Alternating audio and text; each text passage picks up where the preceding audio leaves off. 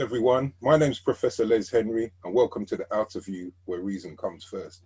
And today is an absolute joy, honor, and a privilege to welcome my sister, awesome playwright, Juliet Gilkes Romero. How you doing, sis Juliet?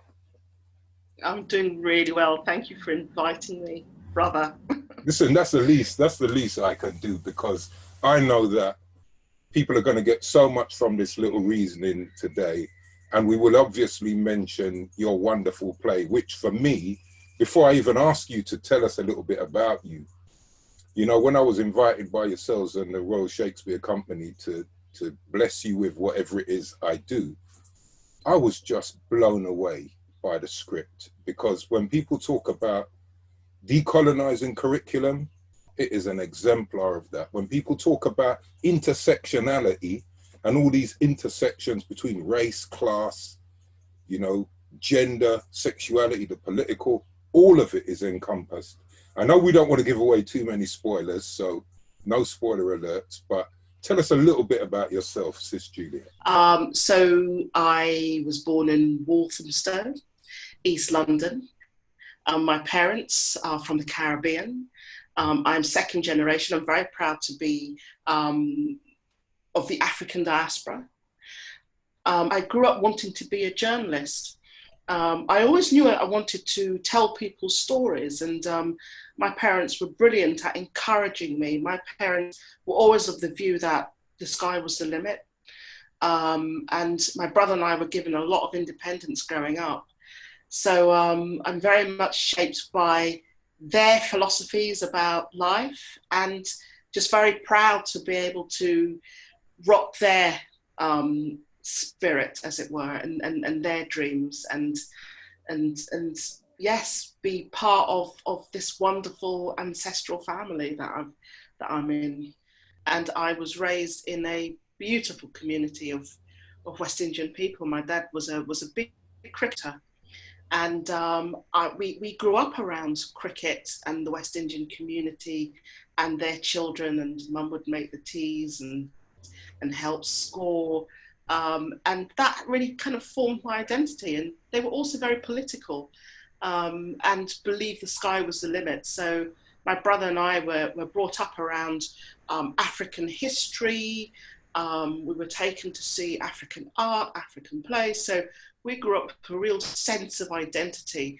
And I'm very grateful to my parents for that. And I think that their encouragement actually led me to want to be a journalist, to tell people stories. I was always writing stories, but from a very young age, particularly watching the news, I used to get very annoyed and ask my parents a lot of questions about this. And I ended up actually, applying to be a BBC News trainee. And in fact, I did write off for the kind of like application pack. I thought I was about 14, I was way too young. But I wanted to know what they were looking for. And again, my parents encouraged that. So I had a real goal, and everything that I did, kind of like academically, I traveled to France. I did a degree in linguistics and French, and I managed to get a placement on a local newspaper in Bordeaux, and did some reporting. I mean, this is all years ago. This is all coming back as I'm talking to you, Les. And so, as part of my degree, I wrote about that experience. And when I applied to the BBC as one of very few Black people, I wasn't like the captain of the hockey club or the debating society. I was a young Black woman, who didn't come from privilege, but I had already proven real interest, I guess, and the kind of the courage to go out there and interview people and pursue this career. So in a way, they couldn't say no, because I had already proven that I was getting that experience without them. So that's a long answer to your question, but I guess that's who I am. To me, that's amazing, and it's amazing, the fact that you can relate that history in such a palatable way, because one of the things that I hate is when people say we have to work twice as hard to be half as good as white people and all this stuff, whereas you're just saying you identified this at the age of 14 and you thought, this is what I need to do. And with that encouragement from your parents and your own tenacity, whatever we want to call it, you made it manifest. And that's one of the things that, you know, I try to convey to people. Sometimes you've just got to look in the mirror and say, this is me and I can do this. And it's not about sometimes what these barriers are. We know what the barriers are. They're there to be overcome. And to me, you've kind of just exemplified a way to do it and still retain your African Caribbean sanity, shall we say. Yeah, yeah. And as I said, I was lucky in that. I think, see, my parents, they always like believed us in that, you know, if my brother and I had concerns, they always wanted to know what we thought, you know, what our ideas were. You know, if something happened at school, for example, they didn't automatically side with the teachers, you know, because they were Caribbean and they felt that our sensibilities and how we intellectualize things were more important actually than the way that others saw us. So one of the things, when my parents first came here, they decided that they wanted to raise my brother and I the way that they didn't want to raise us the way that they had been raised. Yeah, we get that. Believe me, we get some of that. Yeah.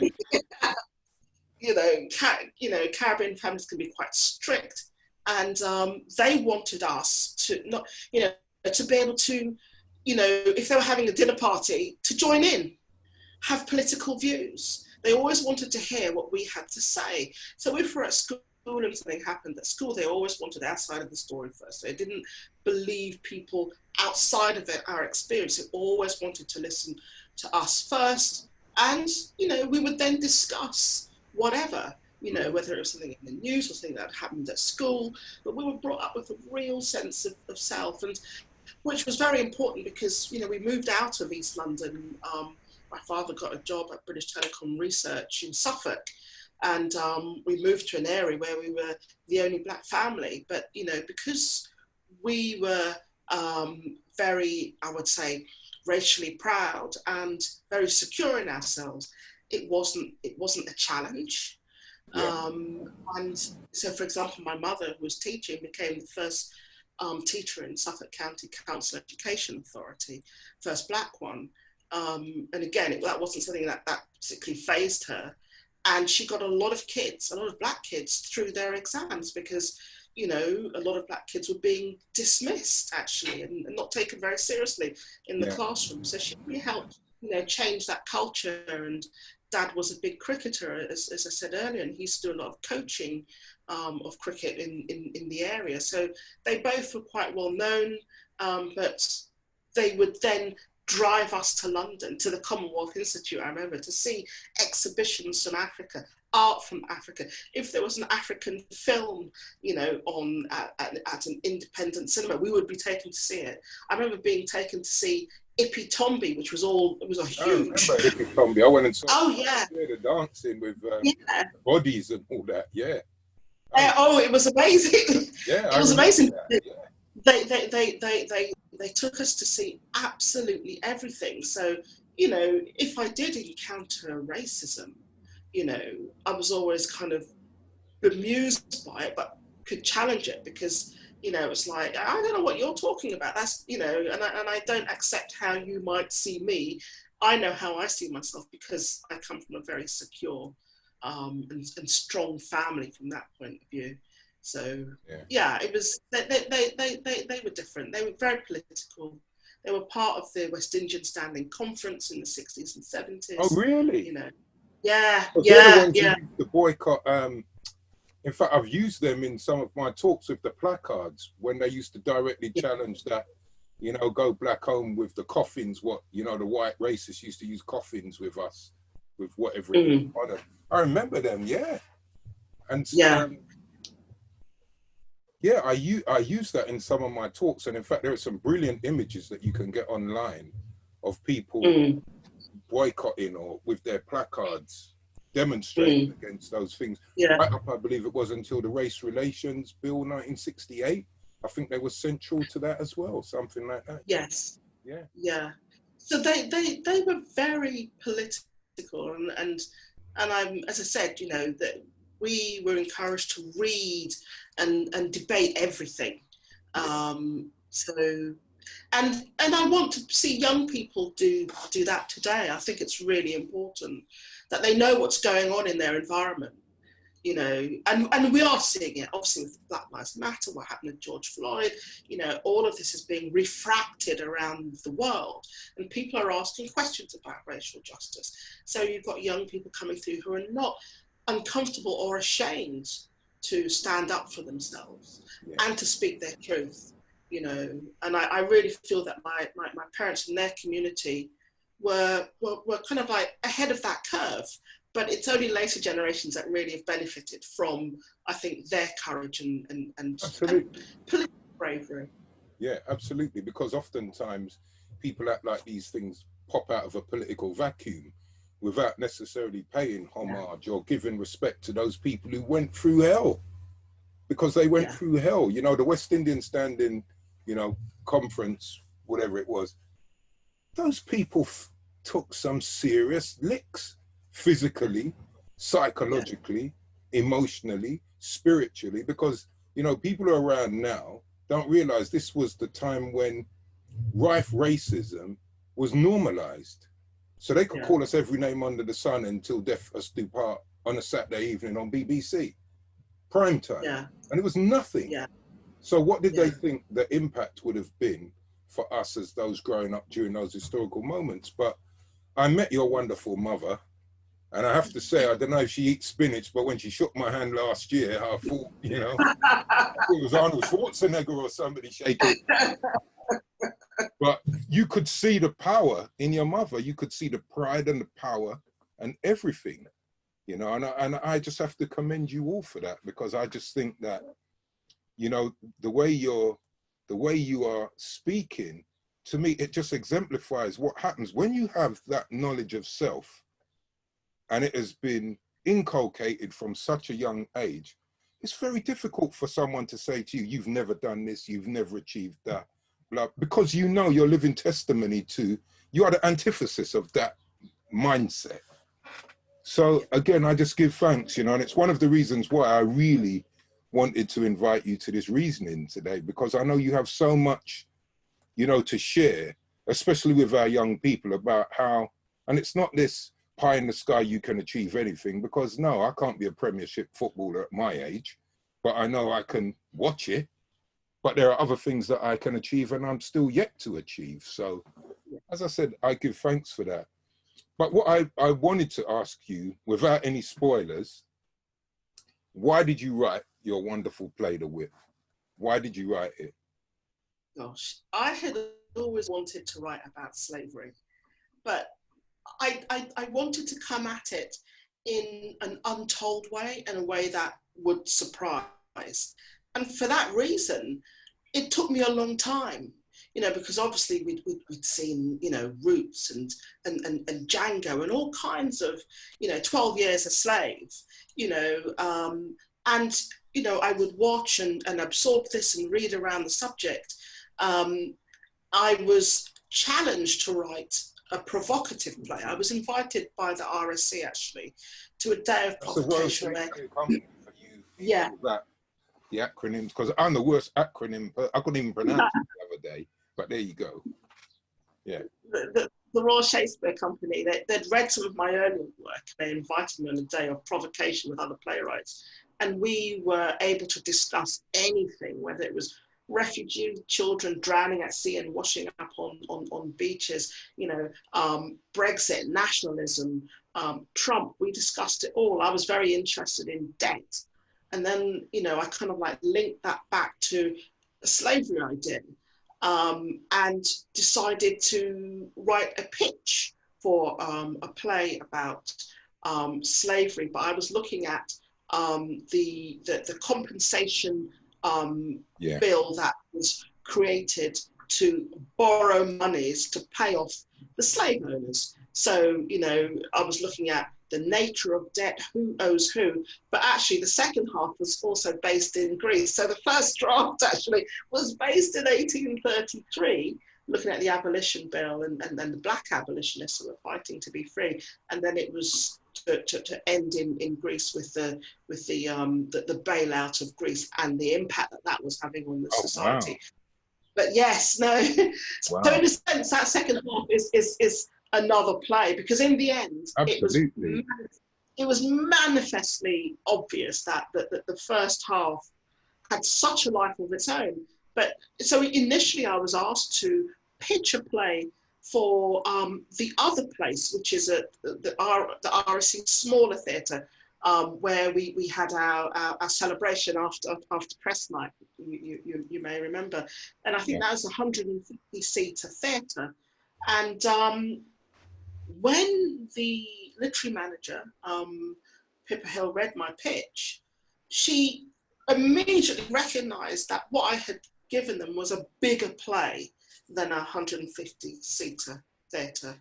And she said, I'm going to commission this for the Swan Theatre. And I'm very grateful to her, because she gave me the platform to tell a big story on a big stage. This was a risky play, yeah? Absolutely. I would have said, nice idea, and would not have put their money where their mouth was in terms of this subject matter. Pippa was behind it immediately, and so was the rest of the RSC. And it was controversial, because while I was researching it and going to the House of Commons library, and I knew about the compensation bill, HMRC on their Twitter account decided to put out a tweet. So I was commissioned actually in 2016 odd, and I think it was in 2018 they put out this tweet congratulating British people on helping to end slavery. And they announced that their tax money had been used, or our tax money had been used, to pay off the loan, which was the modern equivalent of £20 billion that the government had borrowed in 1833, 40% of the government's national budget at the time, to pay off these people, to persuade them to give up their slaves. And we finished paying for that in 2015. And it just added so much urgency to what I had already begun. And I knew that I was sitting on something that was powerful, untold. It was an inconvenient truth. Absolutely. They put out this tweet, and within minutes they had deleted it. Yeah, because I actually, sorry to cut you. I was one of the people fortunate enough to get it. And I remember I copied it and I used it in class with my students. I said, look at this. Yeah. I mean, and that's fantastic, you know. And I remember David Olusogun was all over. All kinds of people were responding to this tweet. And their mistake was to delete it, because that created an even bigger story. Absolutely. And yeah. Within 48 hours, there were all these features in The Guardian and The Independent, and even, you know, I think that the Mirror, really in-depth, you know, articles saying the British public don't know this. Well, we were never and this is the whole point about what I was trying to achieve and why it's so relevant now. I mean, who knew? Because, you know, we were blessed to have you come to the RSC in Stratford-upon-Avon and spend a day with the company, the cast, the director, Kim, you know, myself and the actors, to talk about the legacy of racial justice and slavery. Who knew where we would be right now? It feels as if, you know, the synchronicity of it, I think, is quite extraordinary, because when, you know, Edward Colston's statue was pulled down in Bristol, there were a lot of people watching the news who were horrified. They didn't know what this anger was about, and they didn't know that this statue had been the focal point of real unhappiness within the Bristol community, particularly the Black community, for over 20 years. I had been reading recently that school children used to celebrate, you know, on an annual basis, you know, this slave trader, because he brought so much riches to Bristol. That's right. He built almshouses and schools, but his largesse was born on the backs of men, women, and children who died during the Middle Passage. You know, according to records, some 20,000 people died in his ships. He became fantastically rich, bought his way into society, you know, retooled himself as a philanthropist. But, you know, philanthropy for whom? It certainly wasn't for the people who were being exploited. And this is what the whip is about.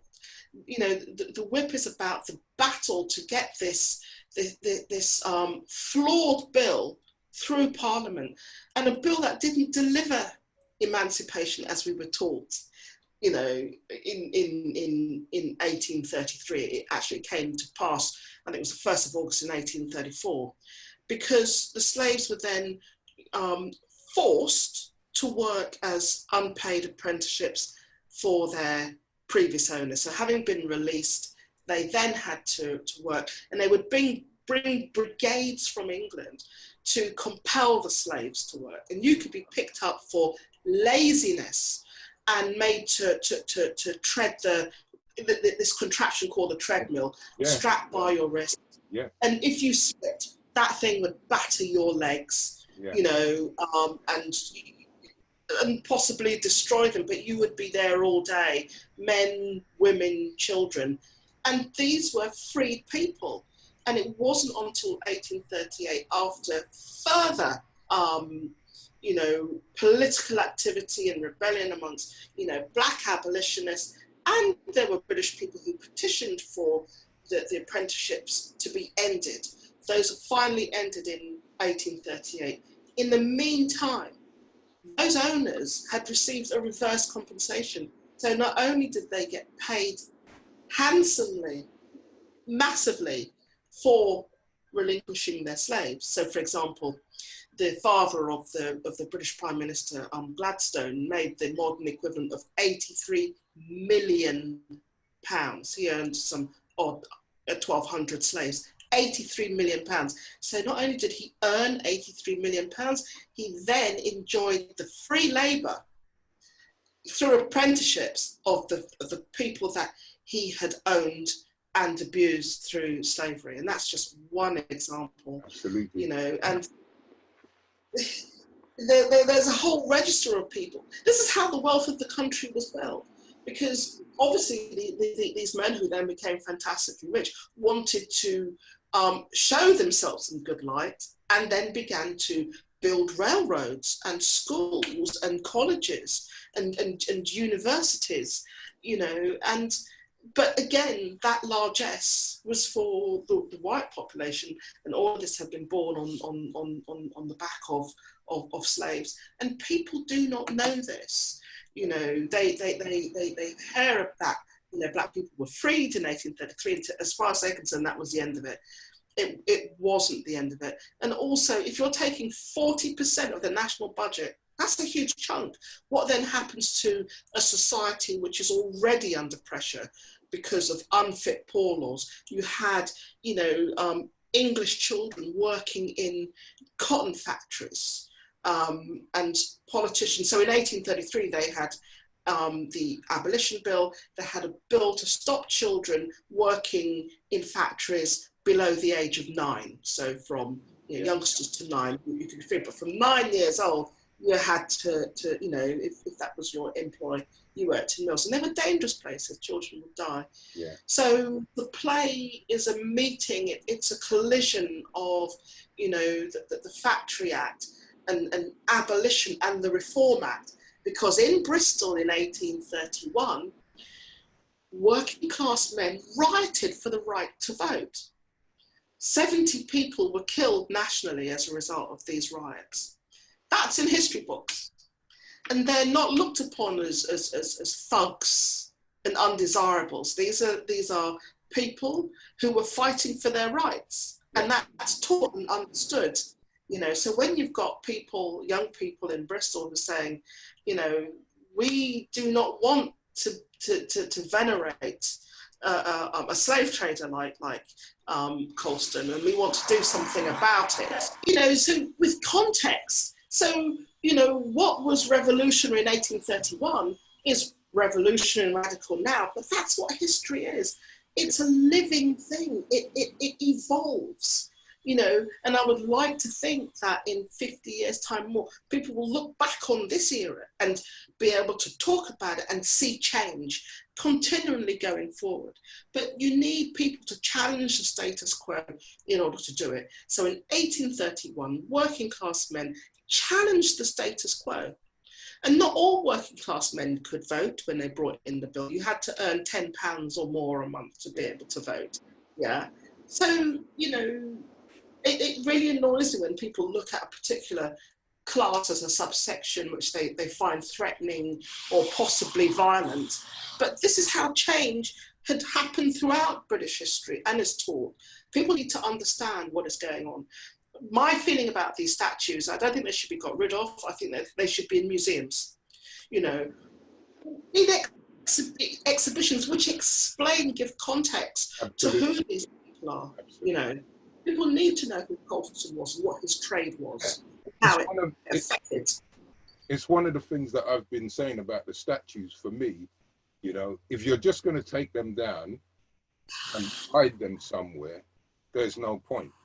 And I was, you know, I've been avoiding the mainstream so-called media during this whole thing because to me, most of what I've just heard, witnessed, I ain't got time for that. It's too late in the day. But one of the things that I have said to people is, if you're going to leave the statues there, fine, but have something saying, this is the statue of whoever he was. His wealth was accrued on the backs of African chattel slaves or from the Raj in India, or whatever it was, Chinese exploitation through opium wars, whatever. You put the context and then you put something like, you know, you can find out more because it's now going to be included in the national curriculum, because when people talk about decolonizing, it's not difficult. Just put those hidden aspects of those personages in the mainstream educational arena. It's not difficult. This is exactly what you've been doing. But one thing I wanted to just pick up on what you were saying before was, for the first time, people can correct me if I'm wrong, because I know that I have been doing this throughout my life as a so-called academic tutor. If I'm teaching the Industrial Revolution, let's say, right, let's say I'm teaching about the Industrial Revolution, I have to find the comparisons or the parallels between the children you've just described at 9, who, if they started, let's say they started working in, being pushed down the mines or in factories, cleaning machinery. I know these things that beautifully are represented in your play. Their mortality rate was, let's say we start working them at 5, they were probably dead by the time they were 12, if they were lucky. That was the same mortality rate as the small children taken from Africa's chattel slaves. If you put them in the field around 5 or 6, they were usually gone by the time they were 12. And I usually have to draw those parallels and comparisons myself. And I remember one of the things that I said when we first met was, I give thanks to you because now I can just say, here it is. This is the representation, because that's the, as I said, I don't want to give away too many spoilers, but that's the tension. Because I know when people go to see your play, they are going to expect this.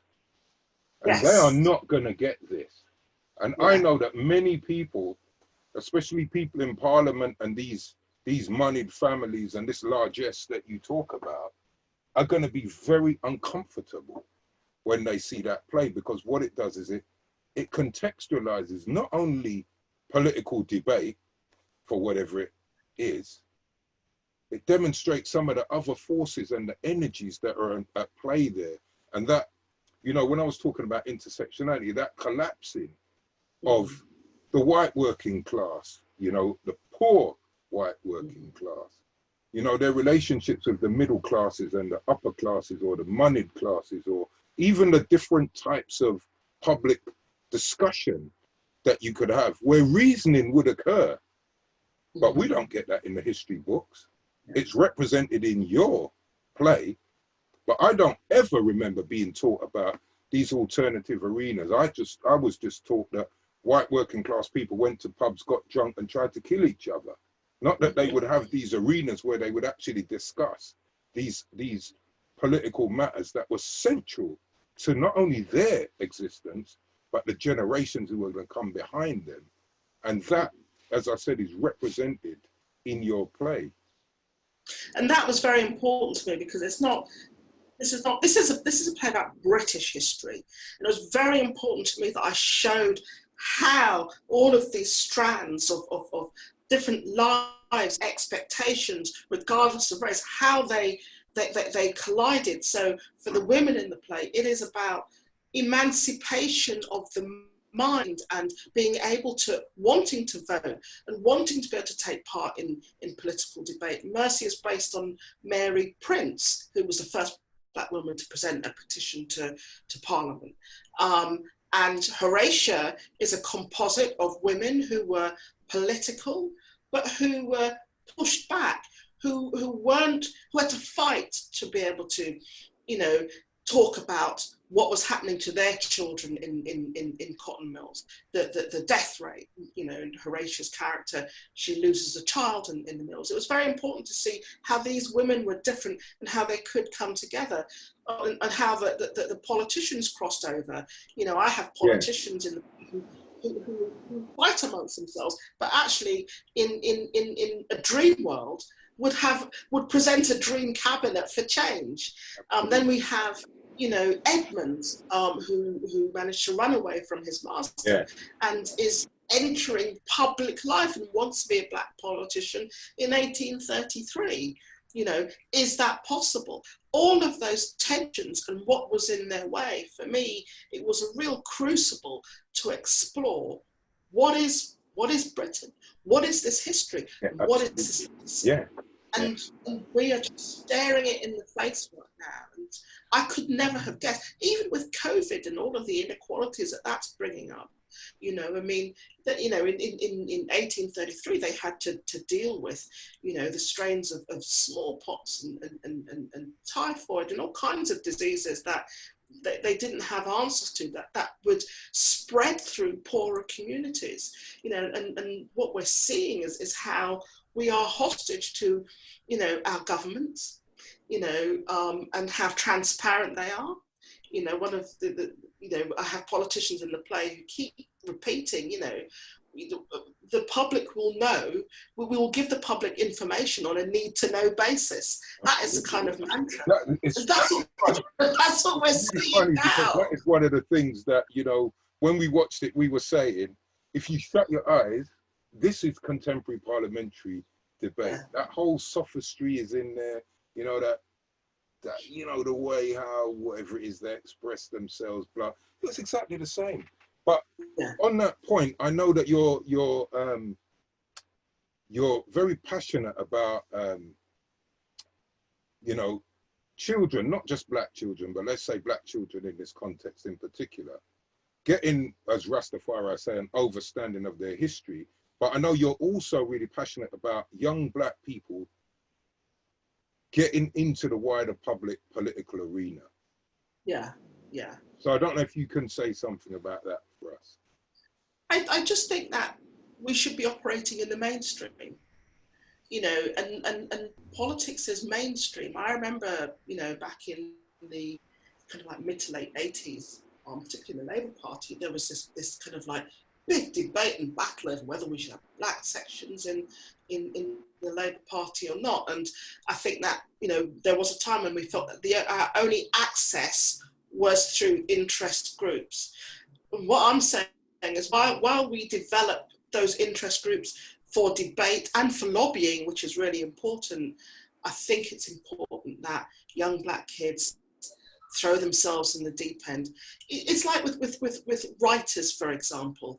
I want to be in the mainstream, don't put me in a box somewhere.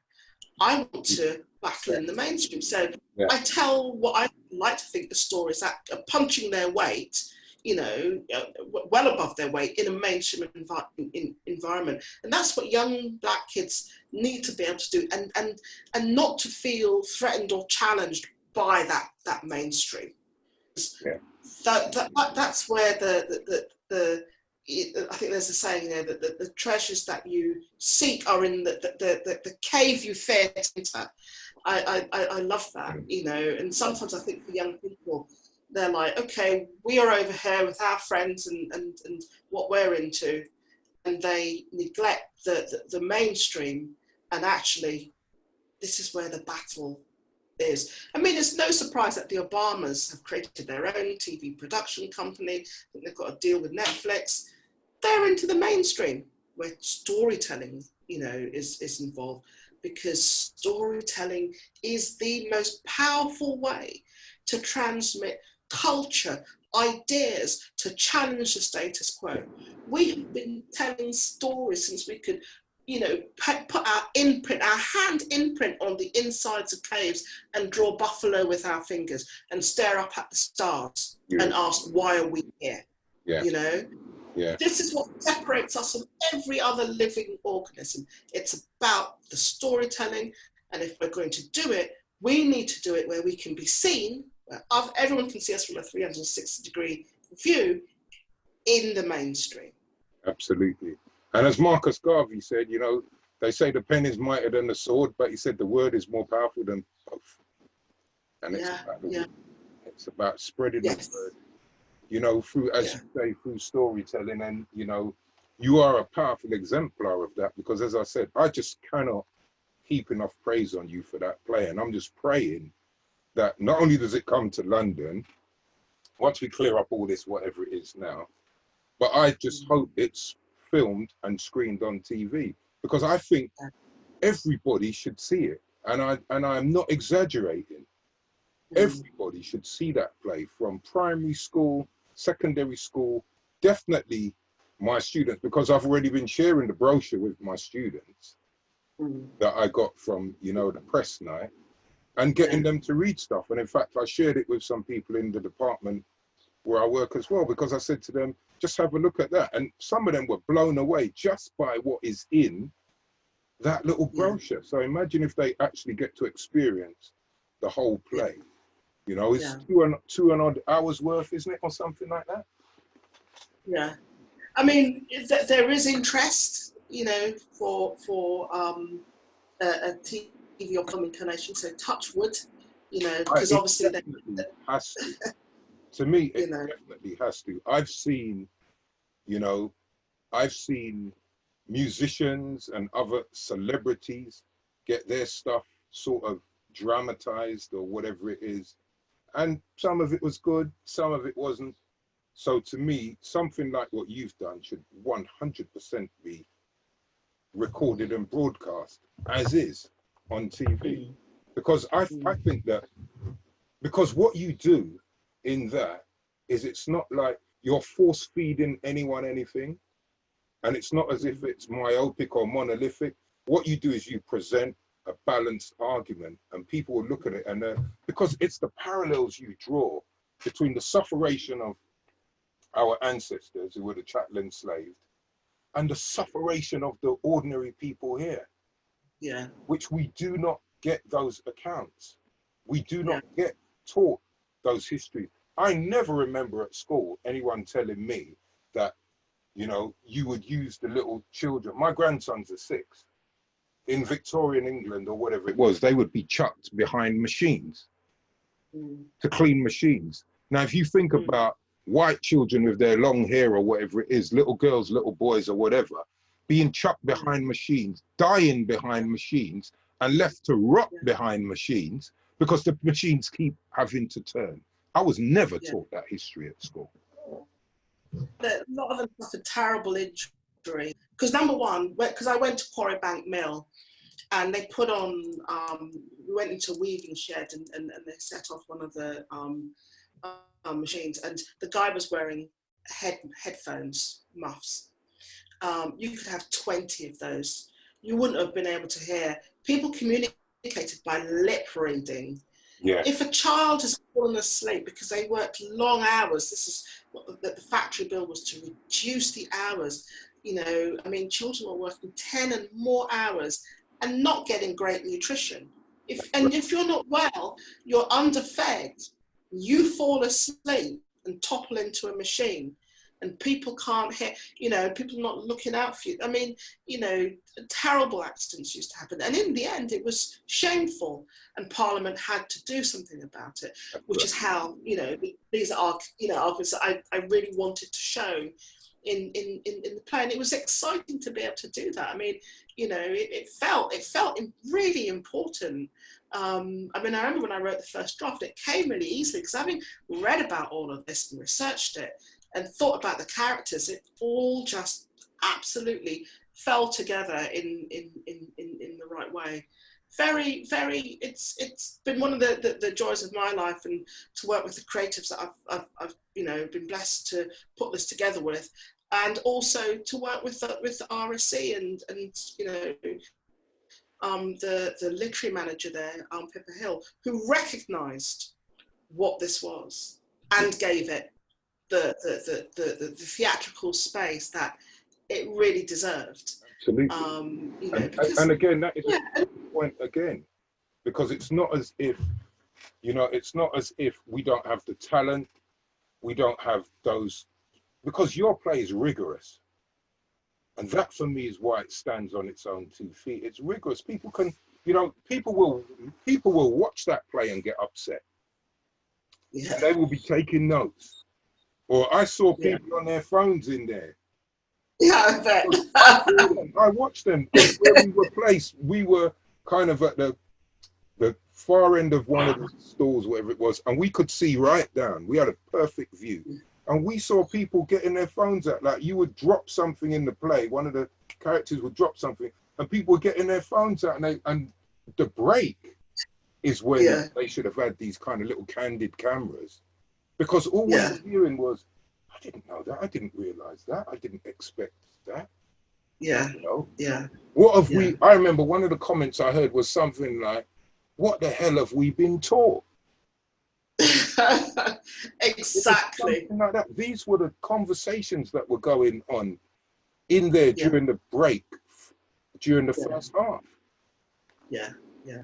Sis Juliet, it's been wonderful. I know our Zoom quality has been a little bit dodgy, but people know it's Zoom, Zoom, Zoom, and we are beholden to the broadband providers or whatever. But is there something surprising you can leave us with today? Maybe a surprising development or something. Okay. Well, I know that the RSC are very much behind trying to get the whip onto the national curriculum.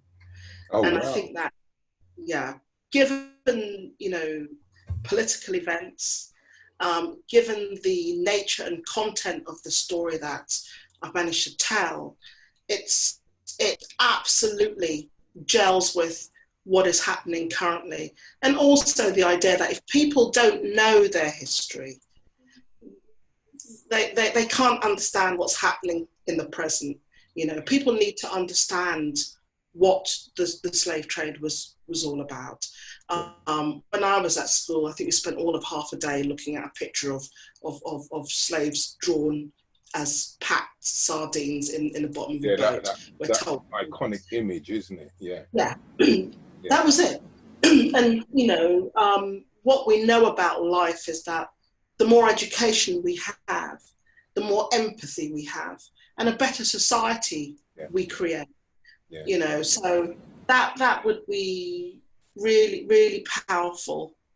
Well, I think that's commendable if the RSC, you know, Royal Shakespeare Company are going to, you know, get that in the national curriculum, because it could be, and it's such an easy way. You know, when people, I've got school teachers every single year, I guarantee every year, I get school teachers saying to me, oh, Prof Les, I'm having so much aggro with my school about chattel slavery, Black History Month, because I want to do something that goes beyond this. I don't know if you've ever seen the framework they give them to teach so-called slavery out of. If you ever see the framework that they give secondary school teachers, I actually said to, you know, one of my cousins who's a teacher, I actually said to her, if they said that to me, I'd say to them, you know, I'd rather not do it, because it's like, what was it like on a ship? Oh, were the slaves happy? Were they not happy? What was it like, the life of a sailor on the ship? And it's this kind of facile,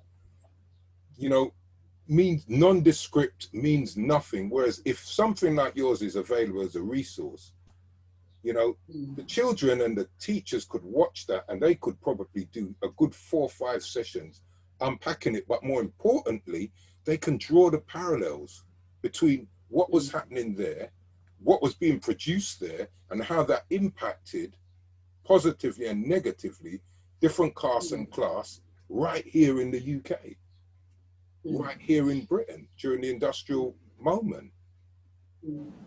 It's really important, and I know that the RSC's education department will be working on an education pack around the play as well. Absolutely, that's what we need. Yeah, because at the and end it's wonderful to be able to make change. It is wonderful. It's the only way we can affect. As one of the things I always say, you know, knowledge gives us the power to liberate or enslave. The more we empower ourselves with knowledge, and your play actually again really puts that in a context, because there are some very clever and knowledgeable people, from the highfalutin politicians down to Edward, Horatia, and Mercy. And to me, that is what is. But as I said, I just could be extolling the virtues of your play all day and all night, which is what I do, because I just think it's such and again, it's such a timely piece of work, you know. I know. It's such a timely piece of work. It has been. So maybe COVID was a blessing. Who knows? Who knows? Well, it's certainly changing society.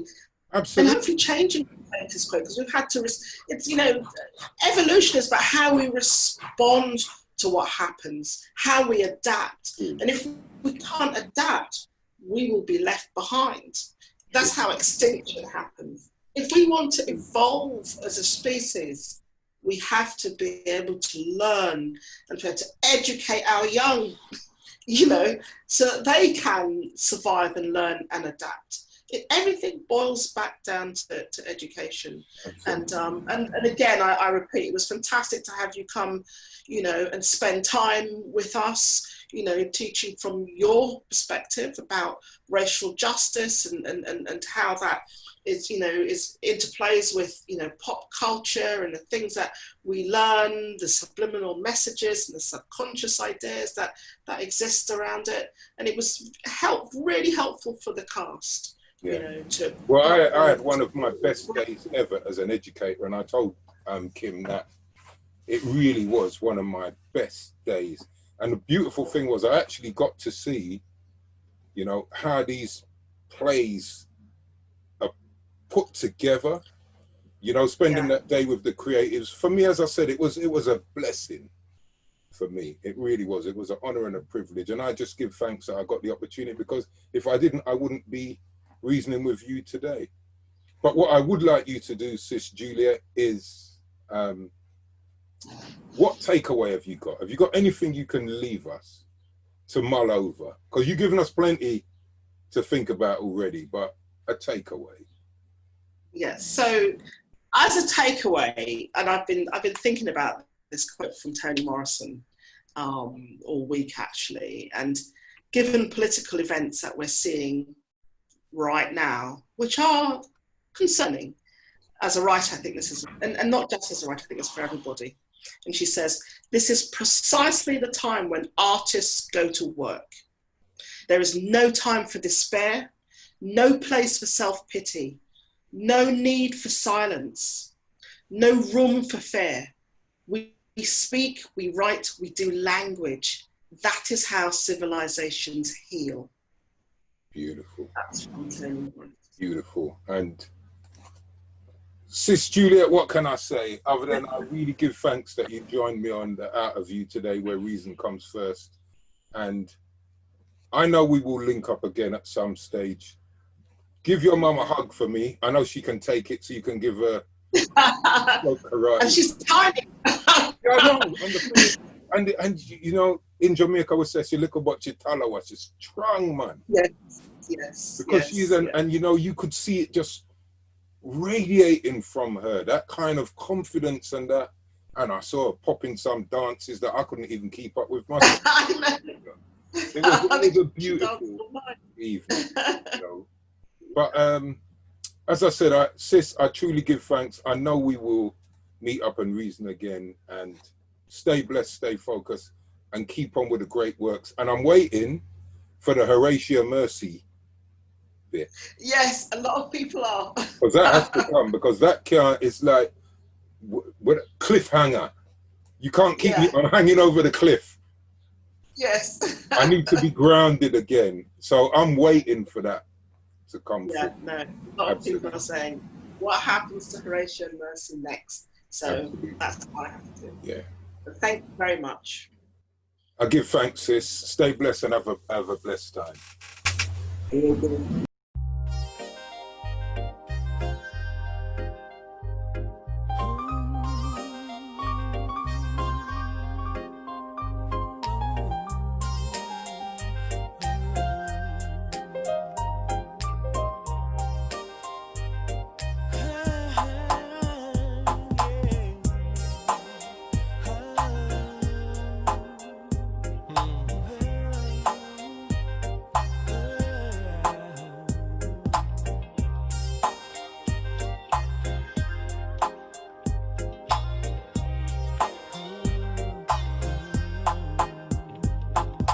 Champ is a term I used to describe my mother. In this world, you know, I love that woman like